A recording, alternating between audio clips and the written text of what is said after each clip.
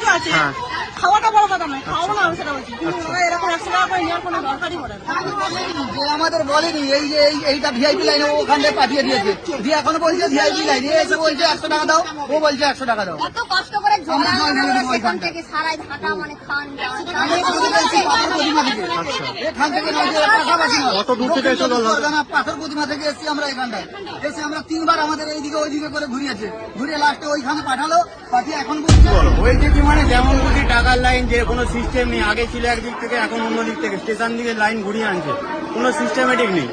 যা সিস্টেম ছিল total change. নাকি 100 টাকা করে নেওয়া হচ্ছে, 100 টাকা লাইন দেখতে পারলাম আমি। এই তো স্পেশাল লাইন, এখানে 100 টাকা, এতক্ষণ লাইন দিয়ে এলাম, বলছে 100 টাকা না দিলে এখানে জল ঢালা যাবে না, বের করে দিচ্ছে। মানে পয়সা না দিলে জল ঢালতে দিচ্ছে না। পূর্ণিমা যাত্রীদের জন্য আলাদা সিস্টেম, এখন শ্রাবণ যাত্রীদের জন্য আলাদা সিস্টেম। আচ্ছা, এইরকম কেন? আমরা তো সারা বছরই আছি, পূর্ণিমাতেও আসি, শ্রাবণে আসি, কি করে জানবো কেন? সেরকম কোনো চান্স পর্যন্ত পাইনি। মানে নন্দী ঠাকুরকে গিয়ে একটা প্রণাম করে আসতে পেরেছি, আর ভিতরে ঢুকলে 100 টাকা করে নেবে, এটা কোনো সিস্টেম না। ভগবানের দর্শনে 100 টাকা করে কিসের জন্য নেওয়া হবে?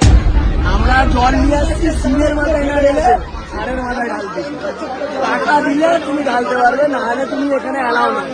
তো এখানেও কিন্তু প্রচুর মানুষ কিন্তু দেখতে পাচ্ছ, জল কিন্তু এখানে